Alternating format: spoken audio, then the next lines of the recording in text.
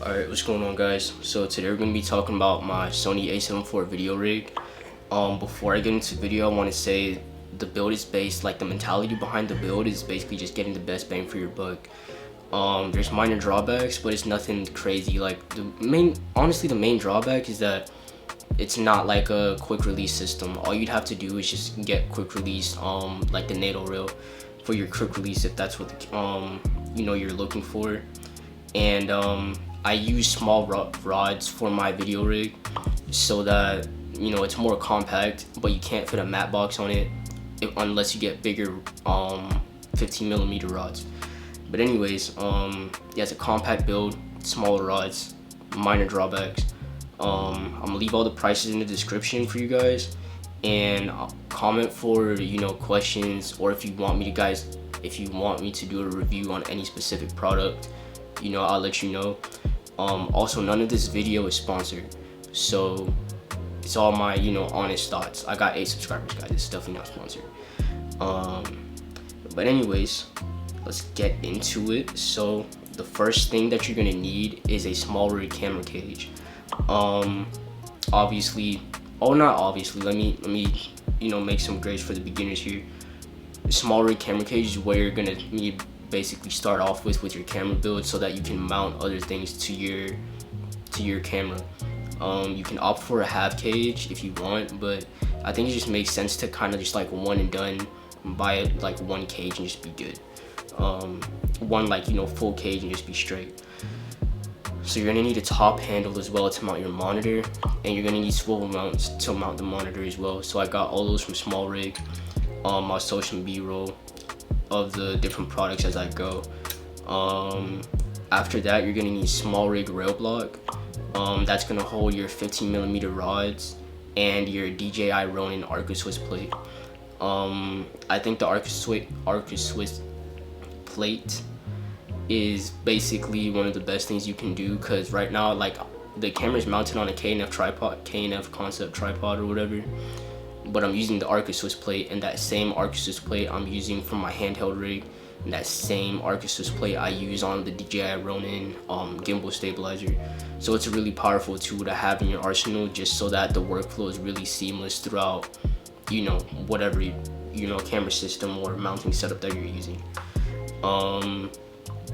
With that being said, you're going to need a Smallrig. Well, you don't need a Smallrig, but you're going to need a V-mount battery plate. I chose the one from Smallrig. It's not a power delivery one, a power supply, plate. It's just a, basically like a cold shoe, if you want to call it that. But yeah, long story short, it allows you to mount the battery to the rig. So obviously you would need the V-mount plate. Also, I think the power delivery one is a little bit too expensive. Well, no, I think the expense is not worth it, because you can, like, if you get a decent battery that doesn't just have DTAP, then you can power your whole rig from your V-mount battery without having to have a plate dedicated to delivering power to the other things. So you might as well just get a good V-mount battery and be straight. Just depending on the rig you're trying to build though.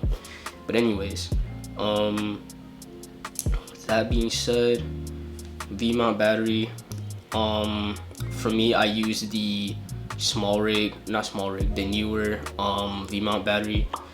Basically I chose it just because it's on the cheaper end. Like, it's cheaper than the Smallrig one, but it still is like it's a solid V-mount battery. It has USB-C delivery, it has USB-A, it has DTAP, it has 8V and 12V output, I think.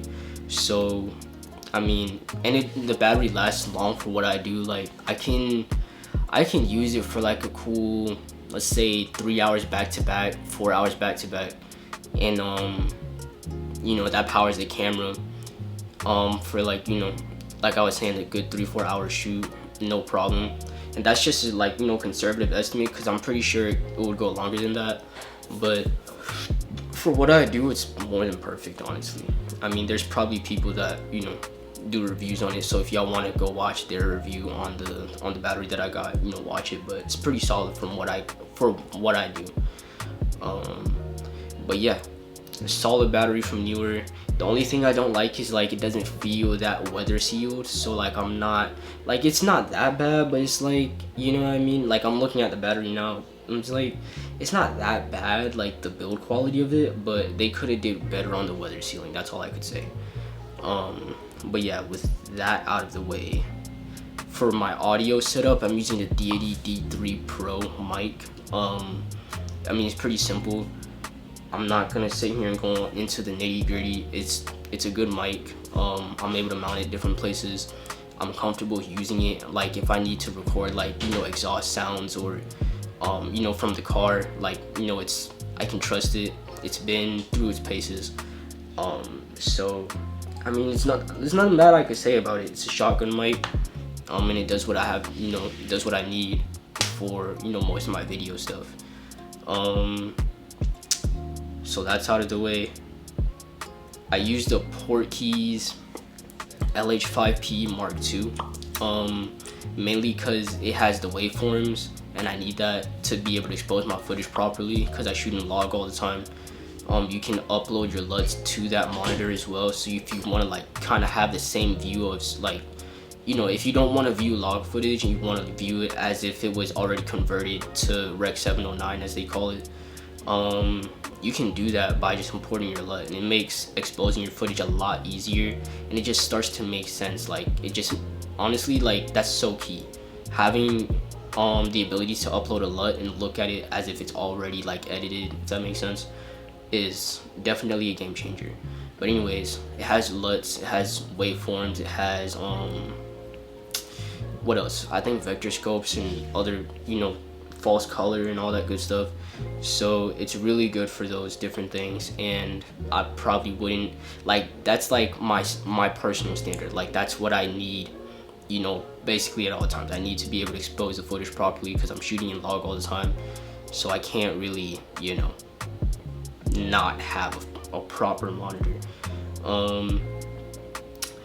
For night, like venues and like, you know, let's say I'm going to a party and I've got to record there, honestly, yeah, like there's a lot of times you're gonna need a light, and I chose well, I didn't really have this in mind. I kind of just bought the light mainly because I needed a light just to like, you know, mount in different places, or, you know, just like, you know, backlight something or whatever. But it turns out that what's it called, this light from Ulanzi, it works pretty well. Like for what it is, it's maybe like $20-30 or something like that, but you know, it like at 70-80% power, it lasts a pretty long time, surprisingly long time for the price point.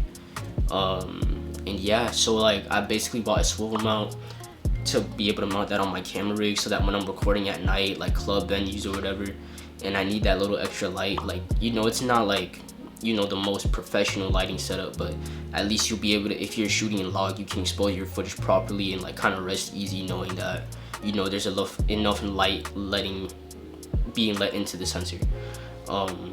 So yeah, with that being said, that's the light that I have on the rig for like, you know, those, you know, low light situations.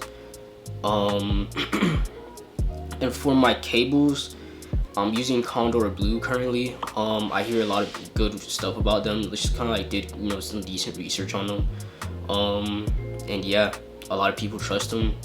They just, you know, kind of makes your head clear that, you know, you're not gonna mess up any of your batteries by having the wrong cable, or you're not gonna mess up your HDMI or your monitor by having the wrong cable. I use the USB-C and the HDMI from them. The USB-C can also double as a data transfer cable. So yeah, it's pretty solid, and yeah, and it has I wanted to opt for the one that like coils up, cause it just makes your rig look cleaner. Like when you have cords just like kind of dangling everywhere, it just kind of gets ugly. So I'm not a fan of that, and I was like, you know what, yeah, it's, for me, I chose to get the one that coils up because it makes your rig look more aesthetic. Let's see, and I think that's about it. I don't know if I told you guys already earlier in the video. I'm just kind of, you know, trying to run and gun this, but I opted for smaller 15mm rods, mainly because I don't use a matte box and I don't need a matte box.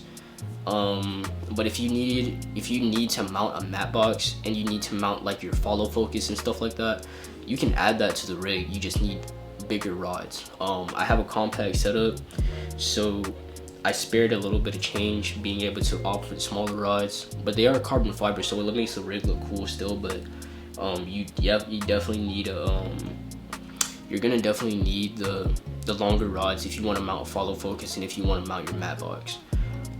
But that is pretty much it. I mean, it's a solid rig. I hope this helps, you know, your buying decisions and stuff like that. I'll leave the total of this whole build minus the camera and lens, so that you know like what you're gonna have to get into to be able to, you know, afford the gear that's in the video. And yeah, so hope this video helps. If y'all have questions or comments, y'all want me to drop another vid, or if y'all want me to drop a specific review on any of the items, let me know. And yeah, so thanks for watching, appreciate it.